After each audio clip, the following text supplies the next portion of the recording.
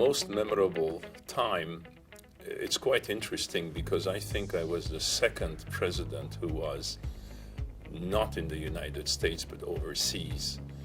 And at that time, young people forget about 1998, the computer, the internet. That was not as conventional as we have it today. SME, I think, took off, not because of me, but essentially we decided to go high-tech. The technology, the availability of the material for the membership, and today you just mentioned before the One Mind. This is a fantastic tool. It's a very great benefit for the individual members to have access to that. Well, my only overseas assignment was in Australia, and we look back on that with very fond memories. I enjoyed the experience a lot. I enjoyed the Australians a lot. The country was great.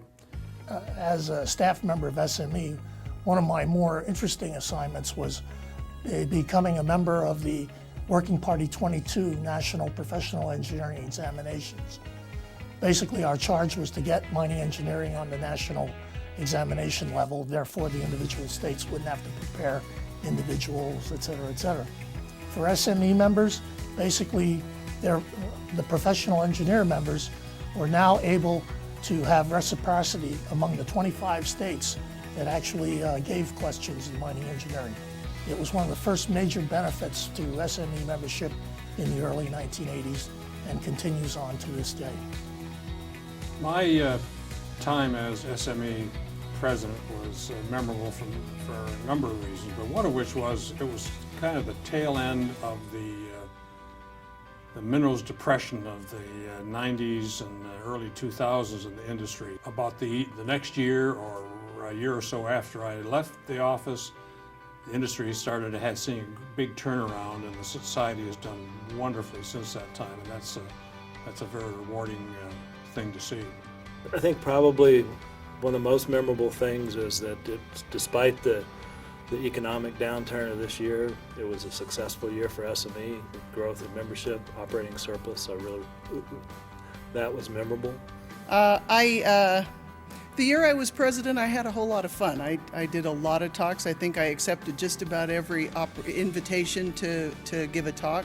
Gave talks in Peru and Mexico and around the United States, and usually it was about what we were doing with SME because it was a year of transition for SME. The most memorable time for me was the creation of the Standing Committee on Health and Safety.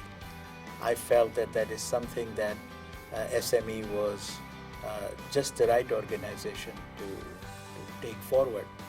Well, my most memorable time was working with a very talented and dedicated group of people,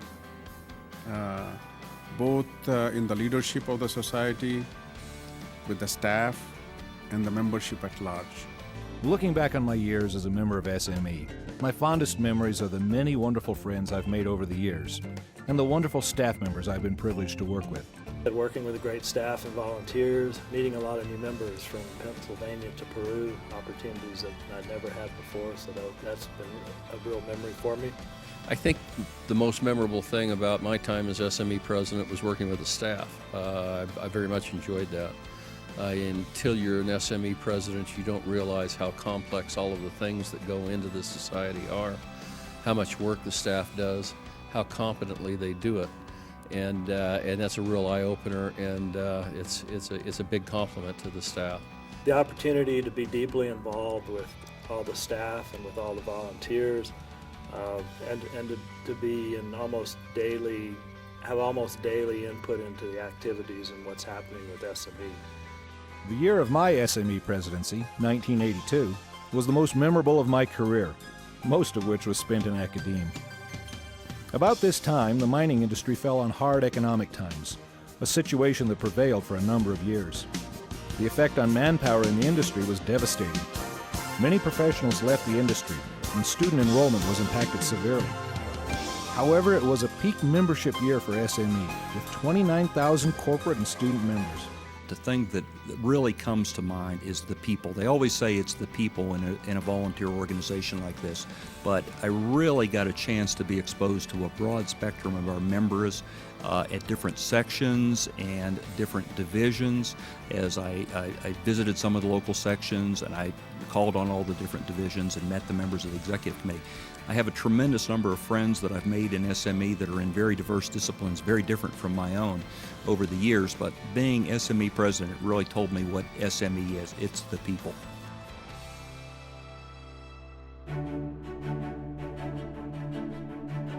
You know, basically the mining hasn't changed at all. You know, we still drill and blast,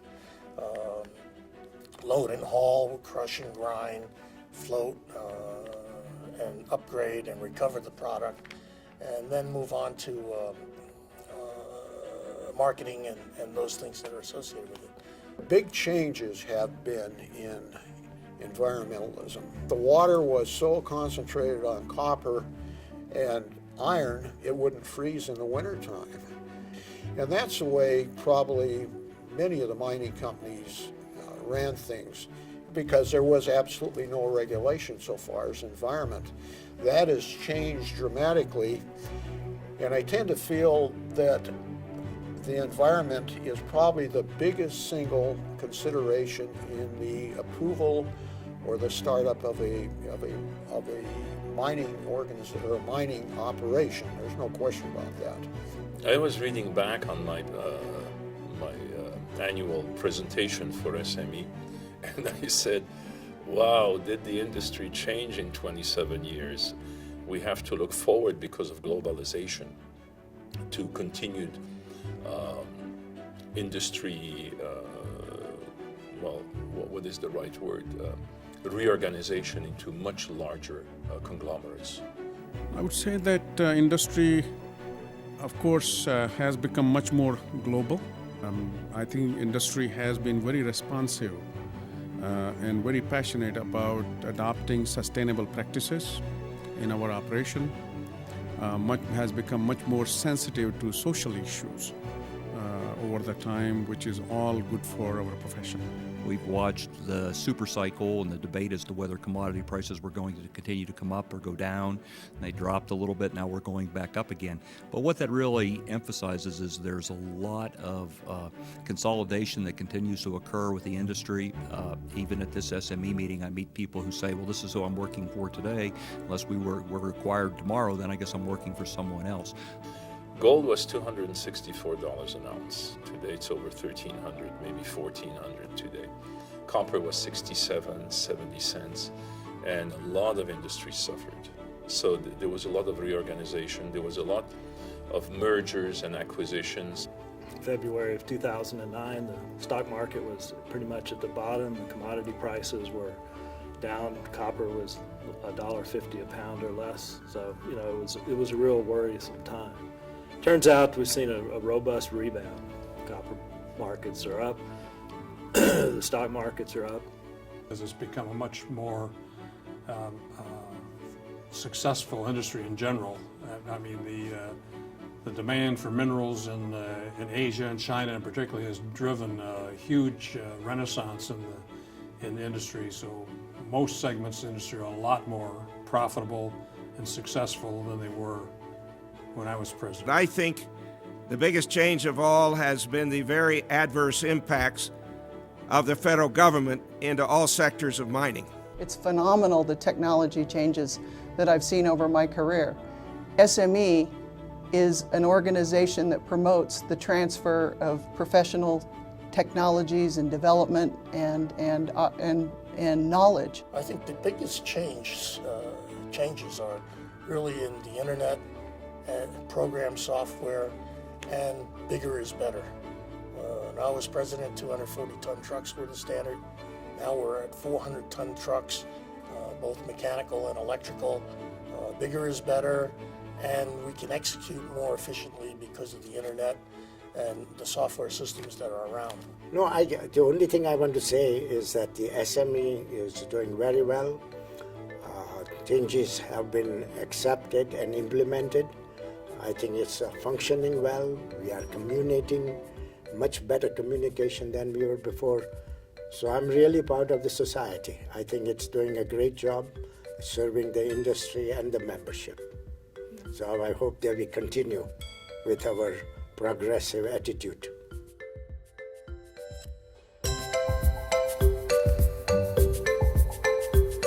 I've always felt that SME tended to be a good old boys organization and didn't have real representation so far as the higher levels of what you might say management were.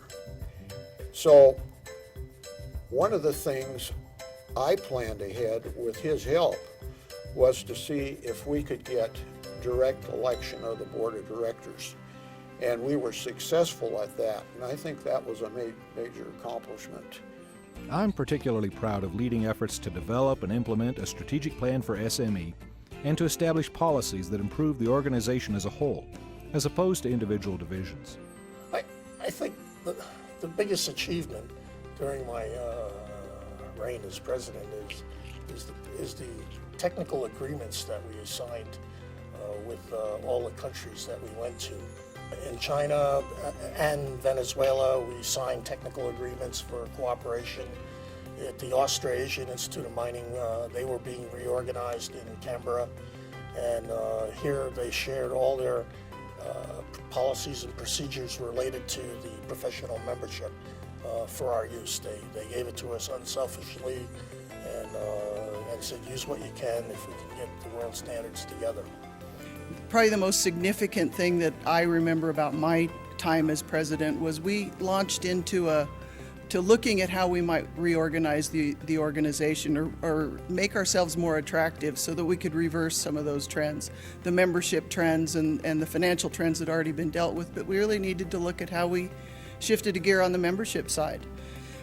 In doing that, I had gone to each of the divisions and major groups within the society and asked them to nominate to this committee the candidate in their group who was most likely, that they thought was most likely to be able to be the president of SME down the road. And that committee stepped right outside of the box on the first day of their meetings and looked at what we could do to make SME better.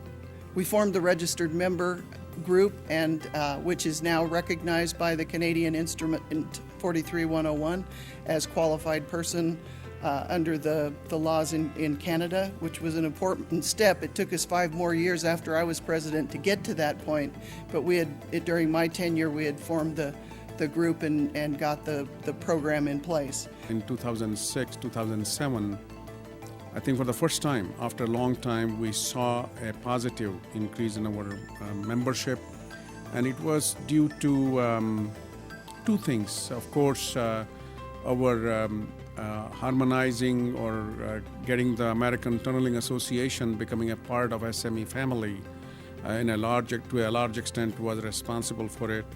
At the same time, there was another thing which we accomplished, and that was putting in the new leadership structure, new organizational structure for the society, which was a feat by itself. A lot of the good stuff that's happened over a period of time has been the financial discipline that we've had within the society.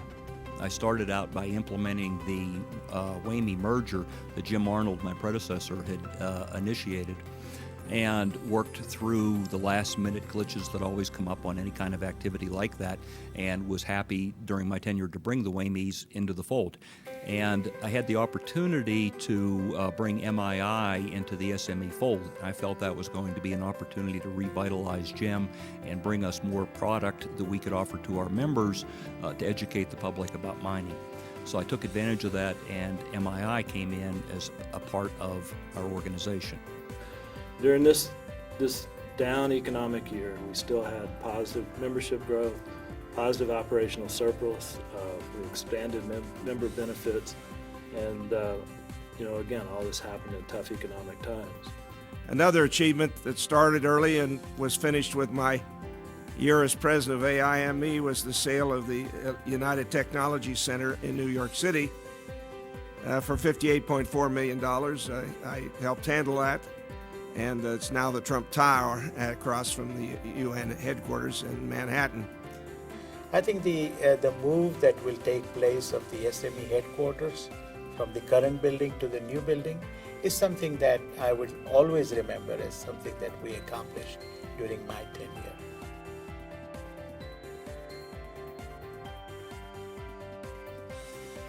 I know now how truly complex SME is in terms of the number of issues that face our industry and our membership. I don't think I had a real good comprehension of that before. I knew that putting on the annual meeting was a lot of work. I didn't really realize how much work it was. But by being involved and making decisions and watching things happen, I got a much better feeling for that. I would have probably stressed more the government and environmental affairs. This is one of the very, very critical for our industry. All of the technical, the internet, all of the availability of information. You got out to the membership a little bit more. I think although I saw a lot of local sections, I wish I'd have spent more time there while I was president. There are some things that I didn't know then, and that is the passion that our people have for our industry. How SME can tap that passion and move this industry forward. How quickly 9 months pass. That SME is made up of the most skilled and most dedicated volunteers in the mining profession. That I knew then and that I know now.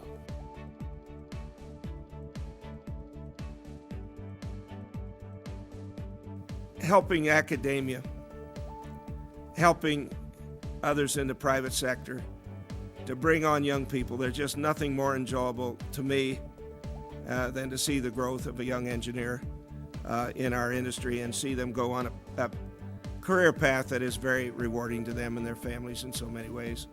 Rely on older people. Try to find a mentor or a couple mentors. Don't be hesitant to pick their brains. Do not become a specialist in a niche, but be aware of all of the elements. I keep in touch with our students at the university in Arizona, and they always ask me, am I in the right profession? And well, I've got a mining degree, I've got a metallurgical degree, geology, but I can't find a job. What should I do next? And my advice to them is that it used to be a mining, metallurgy, process, economics, but now you need to be interdisciplinary. You can't just be a mining engineer and not know about economics or environmental concern. So my advice to them is, after your graduation, after 4 years, take some advanced classes. Go into economics, go into environmental, go into international, so that you widen your horizon.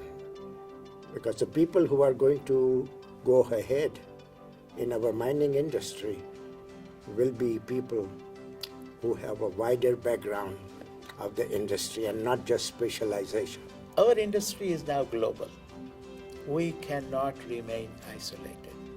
It is really incumbent upon us to reach out to societies in other parts of the world.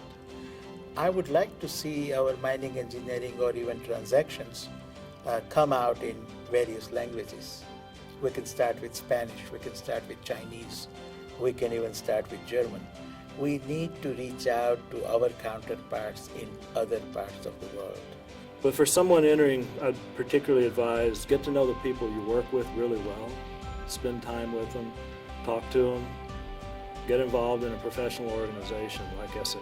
It's a great organization to expand and get outside of your own work area. For young professionals entering the mining industry, I think the biggest gap is they have to participate professionally, increasing networks, serve on committees at the local and national levels. And it's in these instances you can practice your leadership skills and prepare technical papers. And these kind of things can hone in on your skills on speaking as well as technical writing, which hasn't really changed in all these years. You know, we need to really hone our communication skills in both those areas. And because of globalization, you know, learn a foreign language. Become a member of mining engineering because there are great benefits for information that is very readily available. The other thing, get your professional registration degree, because today this is extremely important. If you are going to be writing reports for your company or as a consultant, you will need to be a PE or a certified geologist. Some of the advice I might give to such individuals is that one of the best paths to success in your career is going to be through personal and professional growth. Continually have to challenge yourself to take on new assignments in different areas, adopt new ideas, continually learn. While you may think you have a career path today, your career path will change, and you need to be prepared for the ways that unexpected path you're going to be going down, and be prepared to learn along that.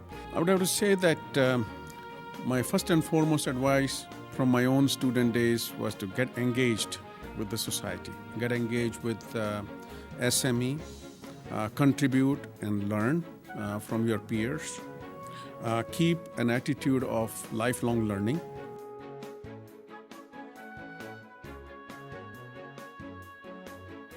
When I joined, it was before SME, and they didn't ask me a whole lot of questions. I was working.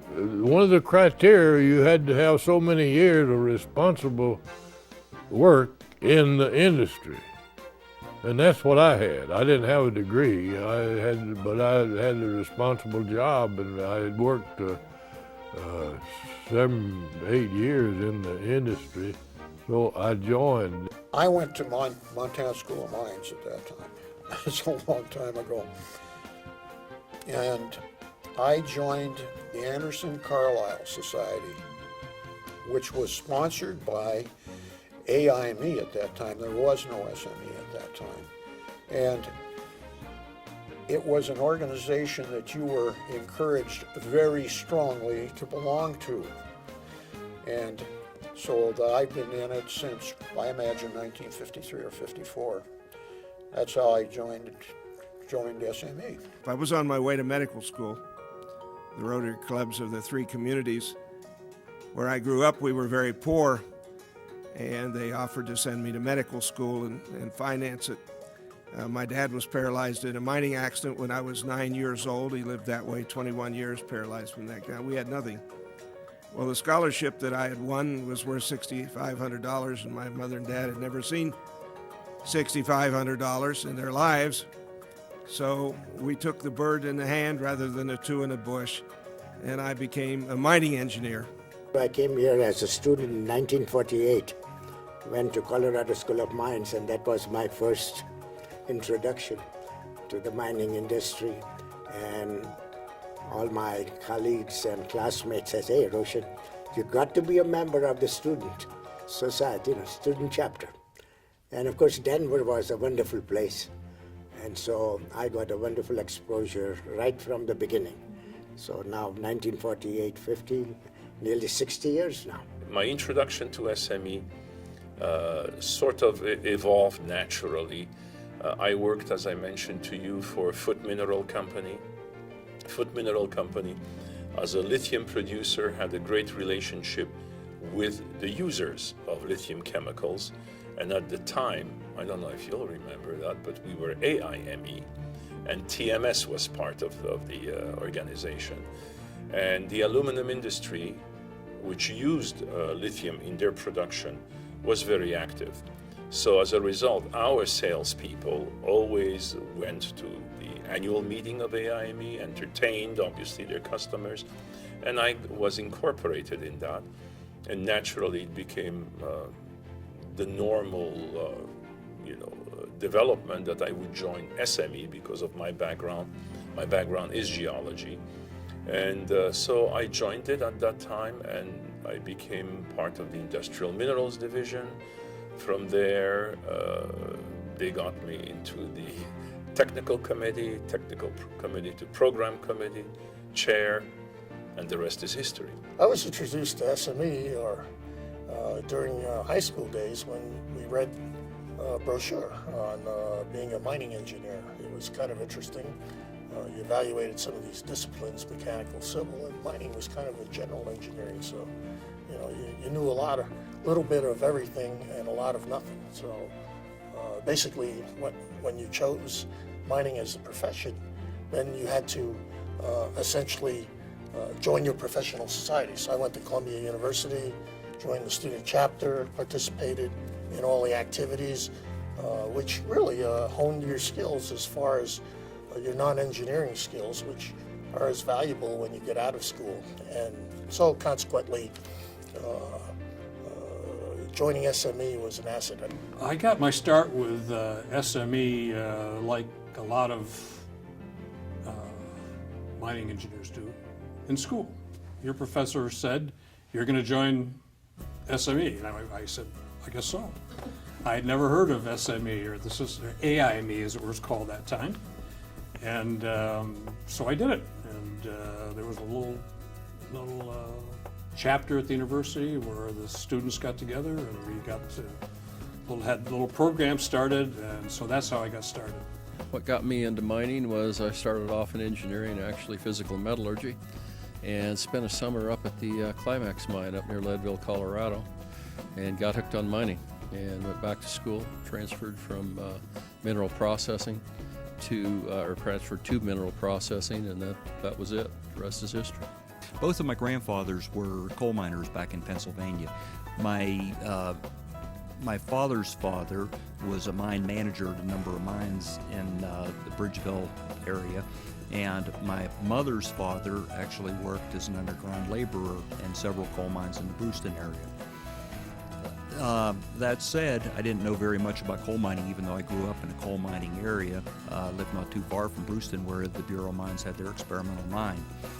And I went to Penn State University expecting to become an electrical engineer, decided I wasn't really interested in electrical engineering, moved over to the College of Earth and Mineral Sciences into their geology department, and then realized I missed engineering.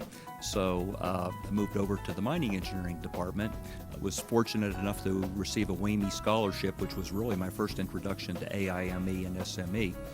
And really enjoyed mining engineering, so I stuck with it through the 4 years there.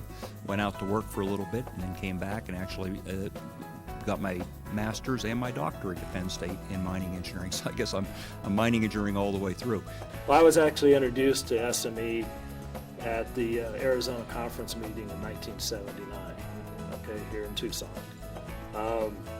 by my boss at the time at Duval Corporation, Bob Neves.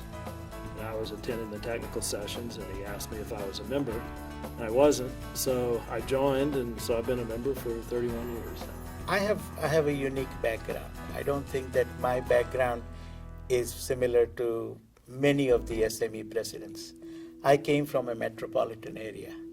The nearest mine for me was what I saw in pictures, and the farthest was somewhere out there that I never could imagine. I came from Bombay, which is a metropolis even in those days of 12 million people, and mining was not in my blood. My parents were not involved in mining activity at all. So it was a change of gears for me when I became involved in the mining profession. And the one individual that I can give credit to for exposing me to the good sides of mining and the wonders of this industry is Ross W. Smith. He was my professor at Mackey School of Mines in Reno. He paid for my first 2 years dues at SME because I didn't have any money to pay. And then WAME scholarship is what got me into the field. And that WAME scholarship is what I felt really pushed me into the mining industry. I want to thank the past SME presidents who have participated in this video. Their experience, their stories have really helped to explain the value of SME to all those that have watched this. We want to also thank those other past presidents who are not on the video for their leadership over the years, because it's all of their leadership that have made this the organization that it is today. Today, SME is nearly 15,000 members, and our membership is made up of geologists, mining engineers, mineral processing, and other professionals in the industry. In addition, the SME Foundation supports the profession with work in professional licensure, ABET accreditation, and our Minerals Education Coalition, who are constantly making materials for teachers and students. And these folks are working hard in order to promote the use of minerals in our daily lives. I want to thank again all those who have participated. And if you want more information about SME, please go to our website at www.smenet.org. Thank you.